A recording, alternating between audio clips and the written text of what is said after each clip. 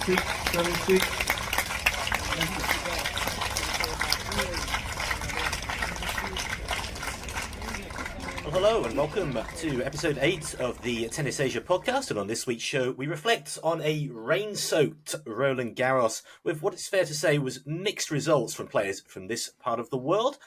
We talk about the end of the streak, a brilliant match involving Naomi Osaka, and we also turn our attention back to what we would call real tennis, the challengers. And joining me on what's going to be a very busy show, Mr. Tennis Asia himself, Eddie McGee. How are you, Eddie? Pretty good. Obviously French Open's been on, and I mean, like you said, it's been a mixed bag. So we do have a lot to talk about, though. I think, even if the success maybe for the Asian players wasn't quite as it was quite limited. Yeah. I think we'll talk first of all, as the recurring theme of this podcast over the previous 7 episodes has been the machine, Moyuka Uchijima. The win streak, ultimately, it went to 19 matches in total. Having breezed through qualifying, Uchijima bulldozed her fellow qualifier in the first round in precisely the manner that we expected. But then she ran slap bang into number 2 seed Sabalenka, and she got thoroughly Sabalenka, and that was it. The streak was over. Yeah, I mean, it's not that surprising, is it really, that it would end to the world number 2, who has been in pretty good form as well this year, and also is of a level that she hadn't faced so far in her career, and just in terms of sheer power and the ability to push her around the court and push her back. But I mean, it started great for Uchijima because she won her first round match 6-1, 6-1, and it really was a superb performance. I mean, just really picking up where she left off, just keeping that win streak going. She didn't drop a set in the qualies, right? And she didn't drop a set in this first round match. That was again against Irene. It was Irene Burillo Escorejuela of Spain. And actually, that match, I was very impressed because it was almost like this was just another match for her. Even though it was her first main draw French Open match, she just had that swagger, that confidence. She's just like hitting very well, very with a lot of pace, heavy balls, taking the ball early, and she just didn't look like she was had any nerves at all, really. And 6-1, 6-1 was completely a fair reflection of the match. And and you were thinking, well, maybe she could actually give Saba a little bit of trouble. That's what you were thinking, maybe, when she comes into that match. And to be fair, she did actually start seemingly pretty calmly and confidently, in the sense that I think she had a pressure on her first service game, and she because Sabalenka took a few points there, and then she was able to close it out, and the sort of like the first 4 games, it was at 2 each, and I think even after that, she sort of had before she got broken, she did have it was a fairly long game that she had some juice points, but it was really just a case of obviously Sabalenka, incredible player, incredible power, that was just rushing her much more than she was used to, and she wasn't able to, because she has a fair bit of power, Uchijima herself, and when she gets into it, when she has time, especially that forehand, when she goes out wide, cross court from inside out. Unfortunately, I think possibly nerves. I felt like she could have, if she was going to do something better, she had some opportunities maybe to go big on that side, and I felt like she didn't do that. She was going maybe a bit safer, just trying to get it deep, but maybe possibly nervous and afraid of what Sabalenka would throw at her. I mean, if she was going to play it again, maybe she would try to do that a bit more, but ultimately, would it mean that she'd won it? Probably not, right? I mean, it's just first match against a big player like this, it's I'm sure it's a great learning experience, and ultimately, unfortunately, for her, the run came to an end, but it's still been a I great. don't think Mhm. I don't think she played this week anywhere. Do we know where she's headed next? Or Yeah, she was originally down to play the Makarska Open in Croatia, which is a 125 okay, WTA 125 this week. She pulled out of that. I'm assuming that she's not going to play. There's a 125 in Valencia next week, also on clay. Um, she was originally down for these tournaments, but on her Instagram post, she said, like, I'm going to take a bit of a rest before grass. And I know that she's down for like a Birmingham WTA 250. She's in the qualies. right. That's So she would on need to go through qualifiers for that. Right. that's on grass. But I mean, fair enough that she wants to take a break. I mean, it's been a very long stretch of matches that she's been involved in. So fair enough. I can't really blame her. And yeah, hopefully she'll be fresh and ready for the grass season. Right. I think it's probably been fair to say that as far as a slam goes, we've been a little bit bereft of what could be called classic matches in either main draw, either the men's or the women's. We certainly did get one of those last week, though. Unfortunately, it was only in round two with, of course, Swiatek and Osaka. It's been a while to reflect on that now, but your thoughts on that one? It was quite a match. Yeah, I mean, a really incredible match between Naomi Osaka and Iga Swiatek, who, of course, is the number one seed, the number one player in the world. Osaka really exceeded, I think, most people's expectations. I personally, coming into that match, obviously with the incredible form that Swiatek maintains, and Osaka being obviously less naturally gifted on this surface, I've just felt like it was Swiatek's match, and I was thinking possibly because, to be fair to Naomi Osaka, she has been pretty good recently because she reached that fourth round in Rome, and it did seem like she was making progress a little bit in terms of her movement, like a bit, and also just being able to sort of take control with the power that she has and dictate a bit, which even on clay, if she serves well and she does that, she can absolutely cause trouble for any player. But and she really showed that. I mean, I thought maybe like it could be close, like a 6-4, 6-4 to Swiatek. I thought like she was just gonna not have enough ultimately in the end, but.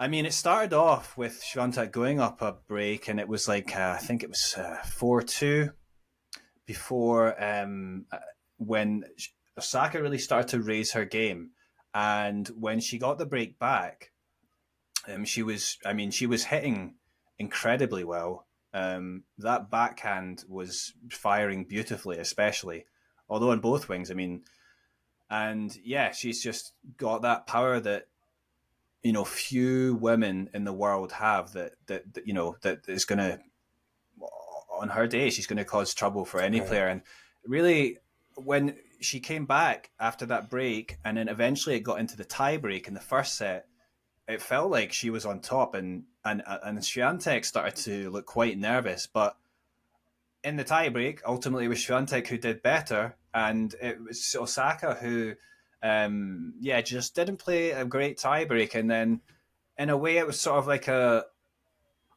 microcosm of the match because it came down to it. It was Swiatek who played the most important moments best.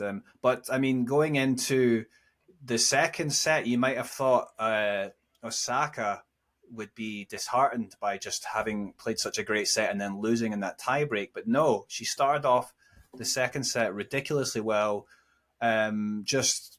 She raised her game, if anything, and was I think it did rattle Swiatek with what was coming at her. And yeah, I talked about the backhand. It was just, especially, there were some amazing backhands down the line. Counter punching, even on the forehand. Sort of those sort of defensive forehand winners that you might see from, say, like a Nadal or something. She, Right. even Osaka was sort of managing. those ones that just sneak in the corner. And then, like it was just a really incredible because you just didn't think that, and it wasn't because Swiatek was playing particularly bad. It was, you just felt like Osaka was just, this is like the best you'd seen her certainly play since she's come back, right? And that set finished 6-1, and then went into the final set. It really continued, and you're like, she went up an early break, and then I think it was she went up an early break, and then you really thought like maybe she's going to run away with it. And I was like, oh, for the first time, I felt like she's actually maybe going to win it. Because, Swiatek did really well. Because, I mean, obviously, being a champion, she's obviously been in a lot of tight moments in Right. big matches, and just did well enough to not get broken, because there was a chance for the double break for Osaka. Yeah. And you felt like she did well to hang on those moments. And I did kind of feel like maybe that could be important later on. And ultimately, it was at, Osaka was serving for the match, and she had a match point. I think it was an advantage as well. She didn't take it. And then the nerves kicked in, and Swiatek broke back, and then it was quickly that Swiatek was managed to break again, and it finished in that final set 7-5 to Swiatek. And it just came down, when it came down to it, she played those big moments well. Osaka, the nerves kicked in, and maybe possibly that's because she hasn't been in such a big match for a long time. But I mean, although Swiatek came through and she did what champions do, and close out these matches like that, it really was an incredible effort from Osaka. And I think, if that, I mean, it's arguably the best match she's ever played on clay. You could say probably is the best match she's ever played on clay. I mean, it's arguably one of the best matches she's ever played, because I mean, going on Swiatek's obviously, the current queen of clay, right? And Osaka's just, it's not her surface. And I did enjoy Osaka's interview at the end, where she pretty much said, "Just you wait until I get her on a real tennis court, and not on this not on this thing." But, I mean, it does bode well, and it is exciting for women's tennis if she can actually, I mean, whether it's grass coming up, we were not expecting too much from her on grass. It's not been where she's done well. Obviously, hard courts is where she's had all her majors and success. But I mean, it does bode well for women's tennis if Naomi Osaka can get back up on that consistently at that high level. I mean, you've got like 4 or 5 players up there who are actually really going to be competing for majors. So it's an exciting few months ahead, hopefully. We did think that this was a big opportunity in the draw for Zheng Qinwen. She had a pretty easy time in the first couple of rounds. Then got to round 3. I think she played Evanescence in round 3, and she had chances, but didn't get through. Zhang Qinwen, or Qinwen, as she's known affectionately by her fans. By you,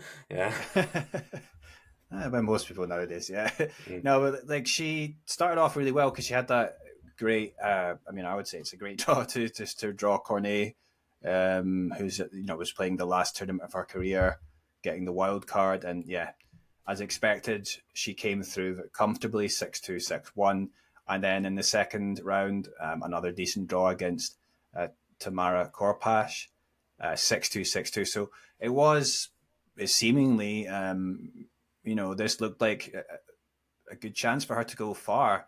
And then she came up against Evanescence, but unseeded Elena Evanescence, but she is someone who previously reached the 4th round last year at Roland Garros. So, she's obviously adept on the surface and in Paris in particular. And it started off fine though for Zheng. She went up 6-3, And going into the second set, I think she was even up a break. But she got things kind of turned when she actually, the bad call from the umpire who picked the wrong ball mark, and said that the ball was in when it wasn't. Hawkeye showed that the ball was out, so this is kind of embarrassing.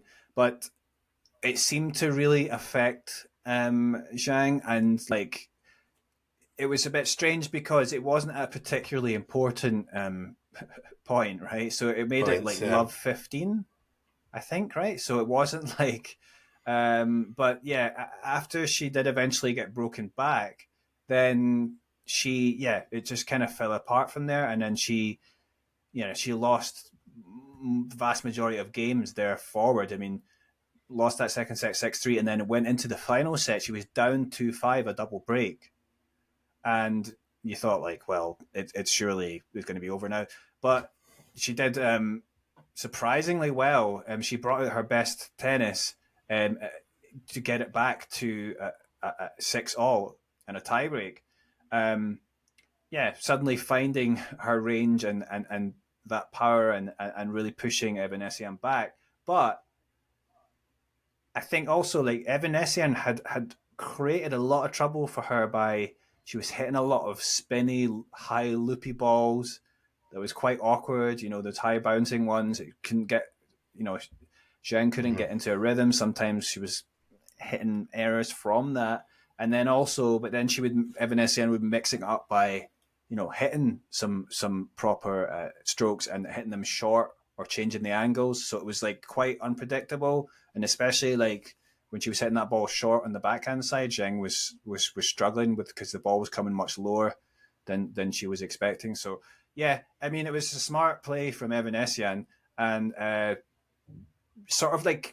she discovered that again in the tiebreak, and she made it really difficult. It was super tiebreak, right? But ultimately, it wasn't a great tiebreak for Zhang, and she lost that 10-6. And really, it's probably a learning experience for her because she's got to be. Obviously, bad things. You're going to get bad calls if we don't have Hawkeye, and things are going to happen in the match that are going to annoy you, and you've got to try and be able to switch on. And it's that she was able to kind of do it at 2-5 down.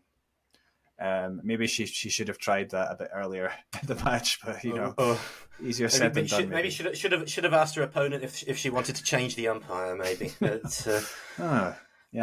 just to wrap up on the women's side, a couple of them.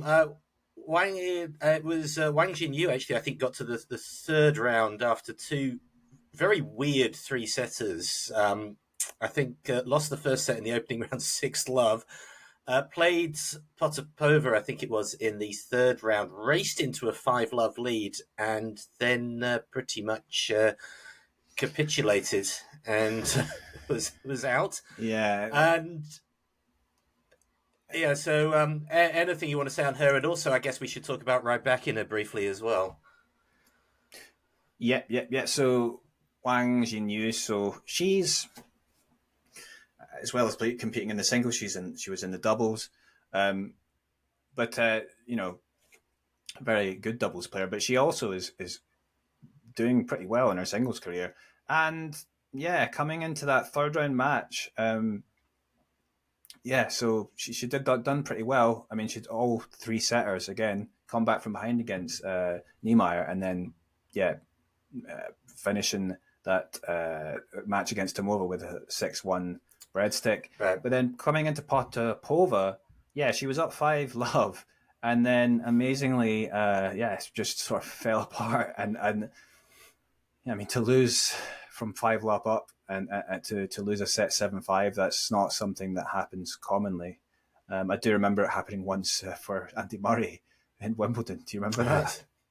It was against Basilashvili. It was he was. He ended up winning that match, but unfortunately for Wang, who is going to make a cameo appearance later on in this podcast, actually. But yes, who is in the challenges section? But okay, carry on.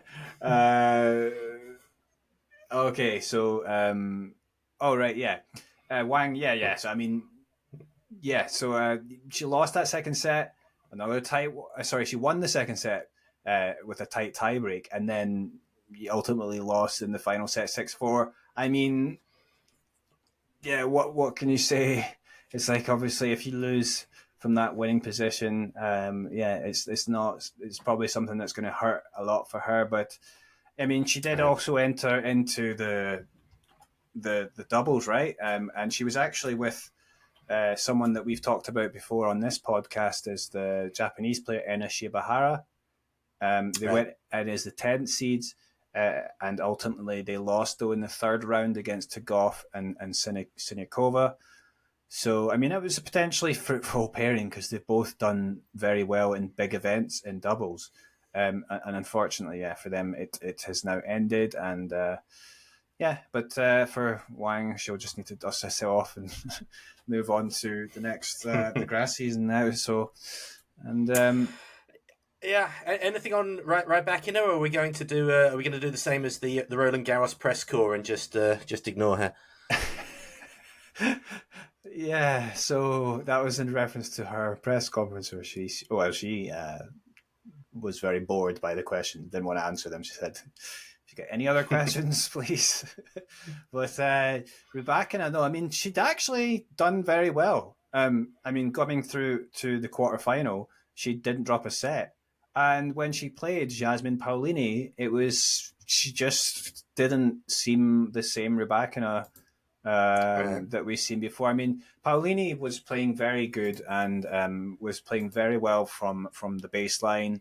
A lot of deep balls, and she was playing perhaps one of the best matches she's played in her career. But Rybakina, just was making a lot of errors, and that's how the first set ended up 6-2. And then Rybakina, she just didn't really find her level. I mean, although she won the second set, she just wasn't the same player that we would maybe seen before. And it was ended up being like a great victory though for Paolini because this was her first time in the semi-finals of a slam. So, I mean, great for her. And then makes a interesting opportunity for Paolini because she's up against the young 17-year-old Mira Andreeva who came through against Sabalenka.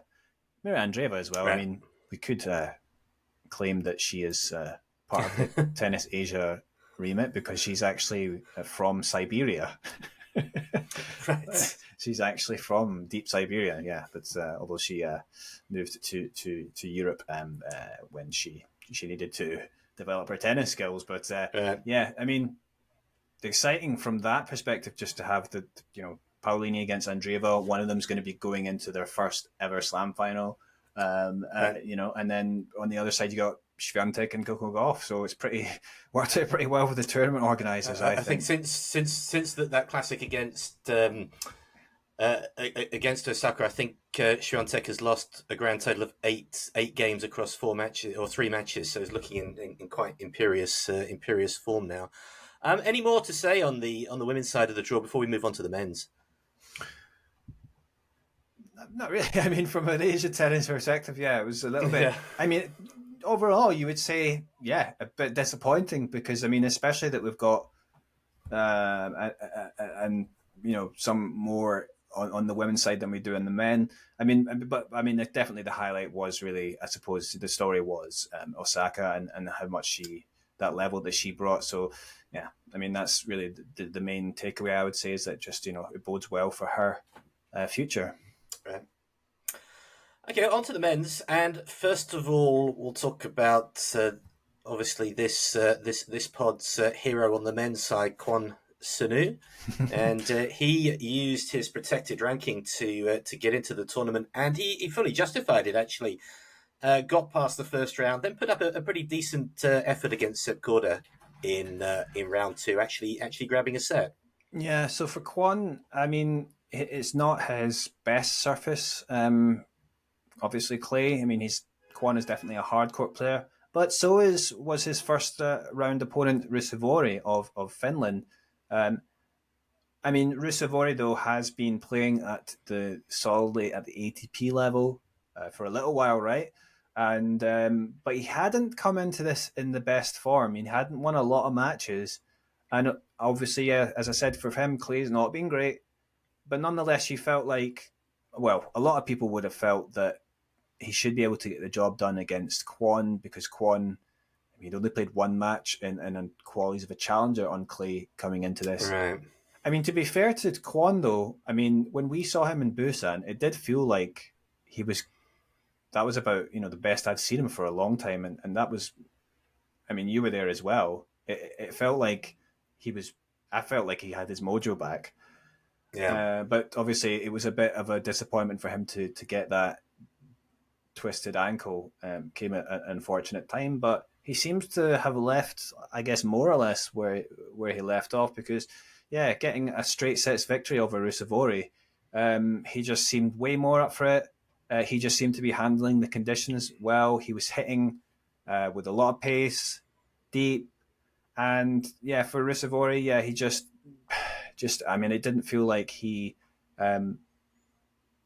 just didn't feel comfortable out there. I would say that in the second set, actually, they had a rain delay, I think, and it was like 5-4, possibly.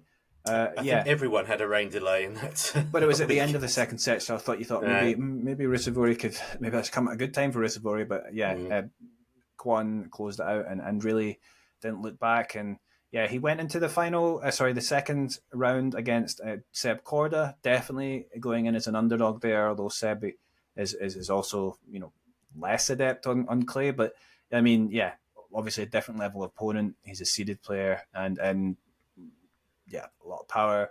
I mean, I felt like Kwon did pretty well overall. I mean, if you look at the points total at the end of the match, it was like only 5 points difference, which sort of illustrates, Right. It was just a few points here and there. Maybe that was the difference, and the important moments. That's what it comes down to a lot of the time in tennis, right? I mean, he didn't maybe play the important moments well, but obviously he came back and after losing the first two sets. What was it? 6-4, 6-4. Then he lost the last. He lost. He won the third set 6-1, which was actually very good effort from him. And it did, I remember going into the final set. He looked good, and there was opportunities there for Kwon, but. Yeah, I mean, he ended up losing that 6-3, and Korda really sort of stepped up in that last bit. So, I mean, he's obviously been out of this kind of level of tennis for a while. He's playing doubles right now in Korea in the low-level ITF event. I don't know what his thinking is there. As I say, it might just be... Flown all the way back to Daegu to play in something he's going to make a loss on, where, even if he wins the tournament. It's quite a, really, really weird one, but... Yeah, but as I say, maybe he just wants to get that maybe a little bit of doubles practice, but a net practice because obviously upcoming there's the grass season, and he's got to use his protected ranking, so he's got limited uses of that. So I think he's probably he might sneak into Mallorca. He's got more chance of that than Eastbourne, because he's further down the list in Eastbourne. But then obviously Wimbledon, he will be in the draw. So Wimbledon, grass, it's something that is I don't know, he's in some respects you would say maybe suits his game a bit more, because he hits like the fast sort of quick flat strokes. We'll see how he gets on. I mean, every match now is just sort of, one step closer probably to joining the army. So the army, yes, indeed. Nishikori, certainly the highs and lows of tennis for him. Obviously, the epic win followed then by the retirement. Yeah, in very typical Nishikori fashion. Yes.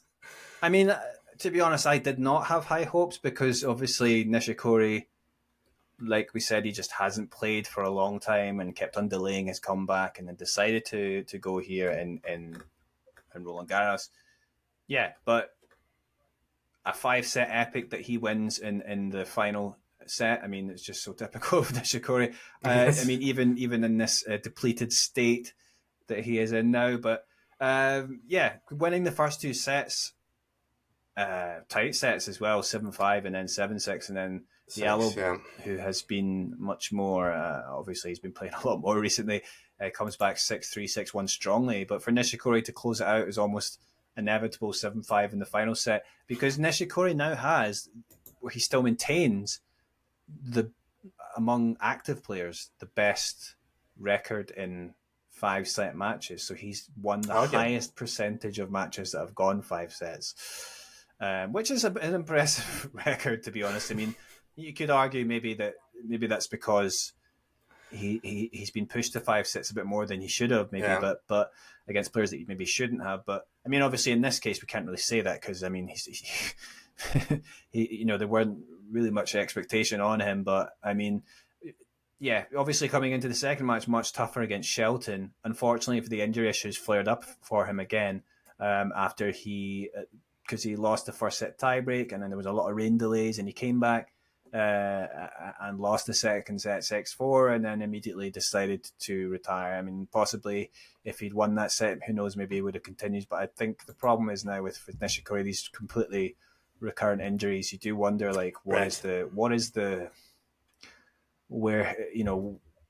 are we going to see him ever back at a reasonable level or for an extended period of time? I have my doubts. It's unfortunate. Okay. Zhang Zhizhen had a decent run. He beat Vukic and Sonego in the first and second rounds, I think in 4 sets both times. That earned him the right to play Tsitsipas in the third round, and that one probably went as we expected as well. Yeah, I mean, it was a decent tournament in terms of, for Zhang, in terms of, like, he came through against reasonably tough opponents. I mean, Vukic, I would probably expect him to win that, but it was a pretty solid win in 4 sets. And then coming into against Lorenzo Sonego, who took out home favourite Hugo Umber, the 17 seed in the first round. So Sonego coming into this, playing pretty well, and obviously a guy that plays pretty well on this surface as well. So Zhang, yeah, I mean, coming through, I mean, the first 2 sets were tight, and obviously Sonego won the second one 6-3, but Zhang really upped his, pulled away, I would say, in the third set, and then in the final set, yeah, he got the job done. And I felt like, yeah, I mean, it was a pretty solid win against, as I say, a solid ATP player. And, coming in against Tsitsipas, I did think maybe there was a chance. I didn't think he was maybe going to get the upset, but I thought that maybe he could put in a decent performance against Tsitsipas. But no, but Tsitsipas had been in, very good form. I felt like his level was very good. And, when he plays that Tsitsipas, he rushes you, right? And he just so devastating it can be with that forehand, especially. And I think, the problem with, for Zhang is, like, I think one of his best shots is that backhand, like especially on the backhand up the line, more so than the forehand. He's got a weaker forehand, and but the backhand up the line, I mean, that's going to go into Tsitsipas' forehand, which is not going to be as effective, because that's his weapon. He's way more comfortable. You want to be able to attack his backhand, but I mean, I just don't think Zhang was just able to do that enough, and really, it was an excellent performance from Tsitsipas, who ended up going on to the quarterfinals, and I mean, he lost to Alcaraz, but I mean, that's to be expected. Yeah, honestly, yeah. I mean, as good as Tsitsipas is, it's just, that is a player who can exploit his weaknesses. There were a couple of players came through into the first round with very, very tough first round draws. Sumit Nagal and also Mochizuki. Sumit Nagal, unfortunately, didn't put up much of a fight against Kachanov, but Mochizuki, he took her cast to 5 sets. And I apologise, even though it was done privately. I can't remember from the podcast what we said about Mochizuki, but I was, we were kind of like, expecting this one. I was anyway to just be a straight set, simple match, possibly extremely one-sided for Hurkacz. It turned out to be anything but. So Mochizuki qualifying and winning the first set, losing the second, but then winning the third. So, I mean, yeah, it was 6-4, 3-6, 6-3 that Mochizuki was leading.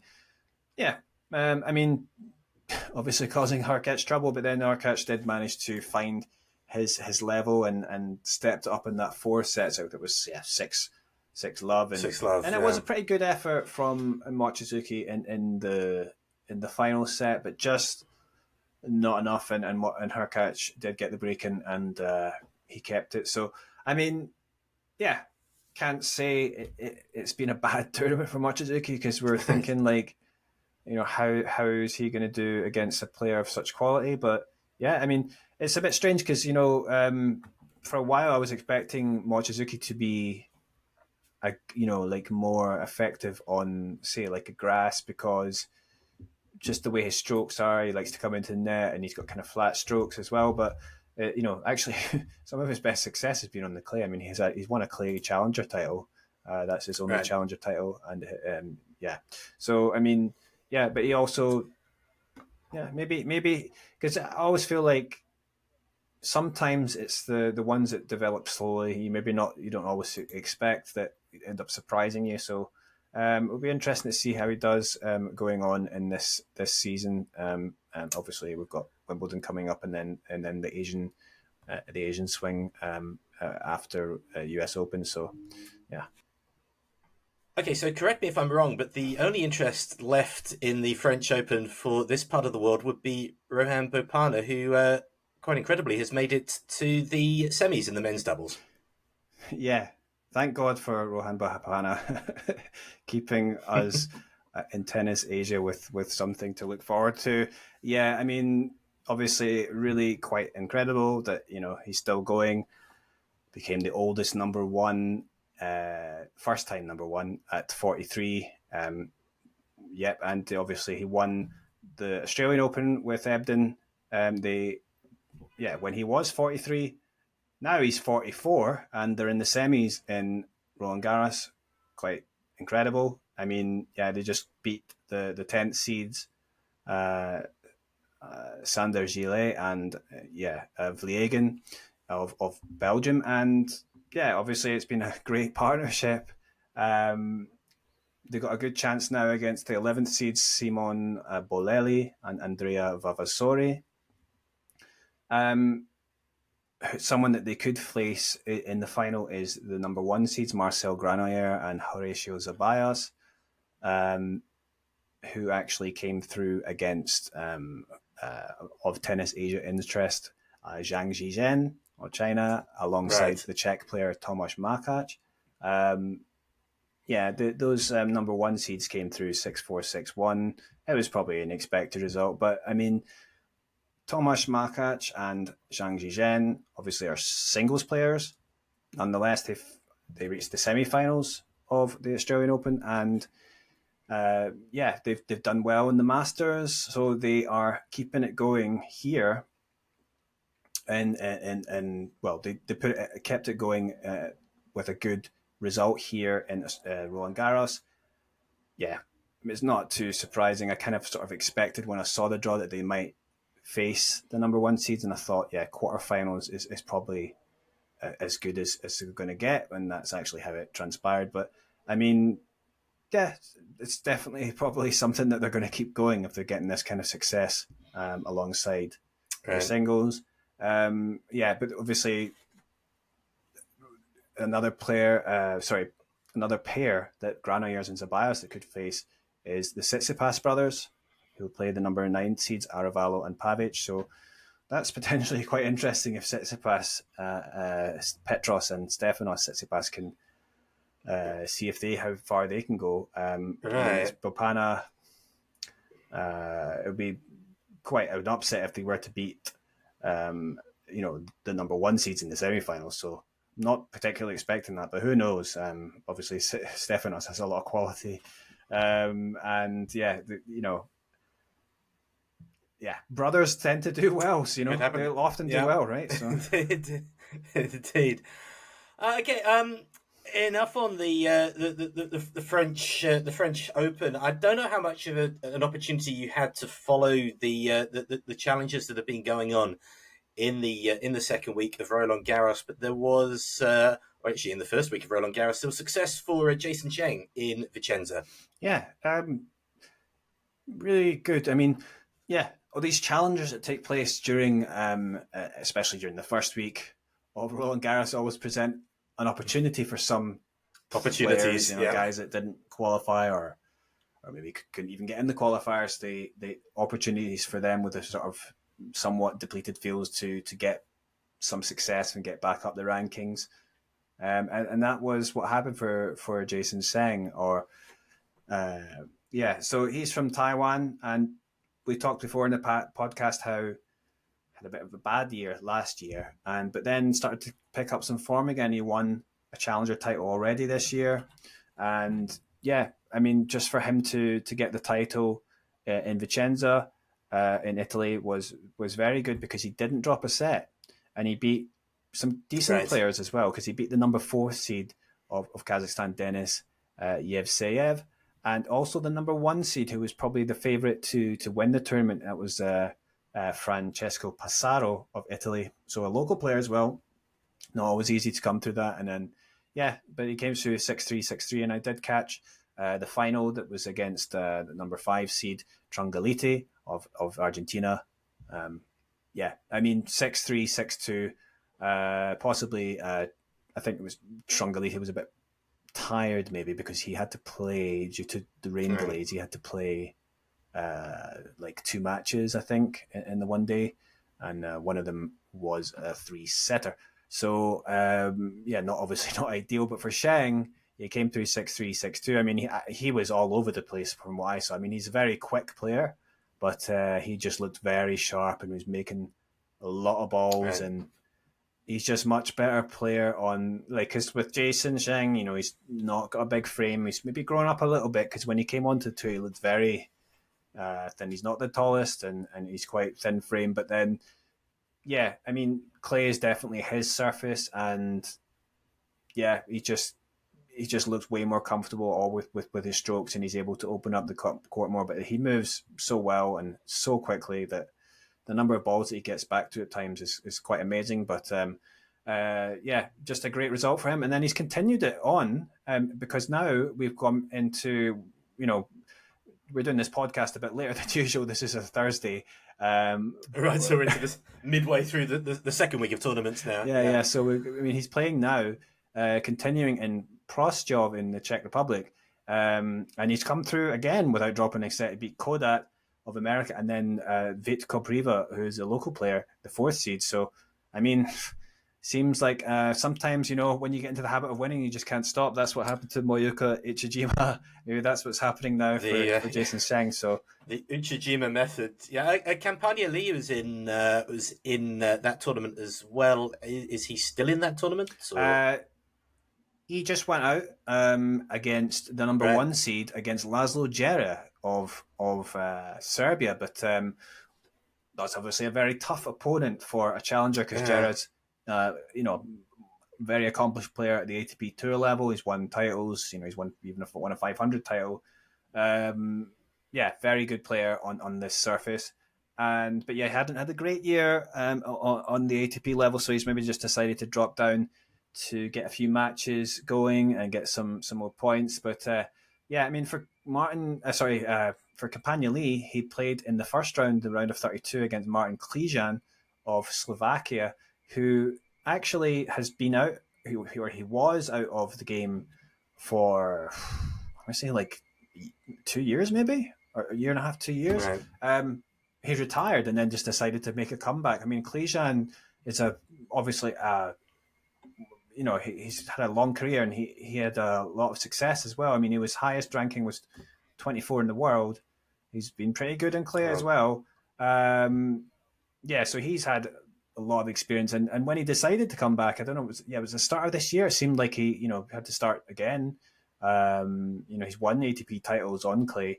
He had to start again, but at the ITF level. and but it seemed, the results have been great. He'd been smashing through them, and maybe winning as you might expect with his ability, but not always that easy for some players to come back. But so he came in to that match in pretty good form. So for Campana Lee to get that win ultimately in straight sets is pretty good for him. And obviously with Campana Lee, he just reached, after a long string of poor results, he's reached the semi-final and now had a victory over Martin Klijan. And then, he lost 6-4, 6-3 to Laszlo Gerard, but nonetheless, Gerard is a guy who's ranked 52 in the world and also been in like the top 30 or so, right? So it's just good to get those experience of playing those players, and probably he'll be, going forward, he'll be feeling pretty good now about his tennis. So yeah, obviously he's still young, 19, so much to look forward to.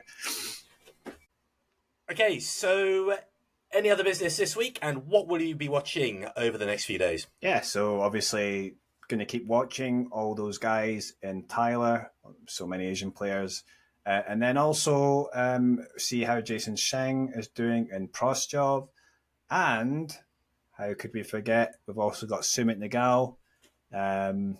He had a disappointing French Open because he lost in straights to Khachanov. Obviously it was a bad matchup for him in the first round, but he came through in Heilbronn against Nicholas Basilashvili, 6-2, 1-6, 6-3. I did tell you he was going to make a cameo later on in this this podcast. Yeah, Basilashvili, obviously. He was obviously highly ranked in the top 20 at one point, and then he's on the way back. But now down in the Challengers. But Nagal getting a good win there, and he'll take on a Spaniard in the second round, and Barranco Cosano, probably one that he'd be expecting to win. So maybe a chance for Nagal to make up slightly for that French Open performance and maybe get a title here. But yeah, we'll be looking forward to that. Not too much on the women's side though, because we already had Alex Eala, who was playing in Makarska in Croatia, I believe. That's a 1-2-5, WTA 1-2-5, and she lost in the first round to Timofeeva in 3 sets from a set up as well. Probably a bit disappointing for her. Not too much going on there or not much that I'm expecting in those events. But so that's where we are just now, and then this will be the last week before we can. Also, I almost forgot to mention, we do have the first grass tournament on the men's side, first grass tournament of the season. So we've got some players there. We've got we talk about Asian players. We've got some players that already lost, but the players that are in the quarterfinals, we've got Shintaro Mochizuki, who we talked about, who gave Hurkacz a good run, and then also Beibit Zhukayev of Kazakhstan, who's got through his first round. He's playing James Duckworth in the last 16. Zhukayev came through in straight sets against Martin Krejci, and also Zhukayev is somewhat unique amongst Kazakh players in that he's actually bred Kazakh from Kazakhstan. So, and then he's come through the system. So I read a little article about him. He was just talking about this, and we've also got Mikhail Kukushkin, who's one of the Russian-born players representing Kazakhstan. He came through. He beat Paul Jubb from a set down, so that was pretty good for him. And he'll play another local player, Billy Harris, in the quarterfinals. So yeah, a lot to see. And for me personally, I like the grass, so I'm looking forward to that. And also you've got some Indian players in the doubles as well.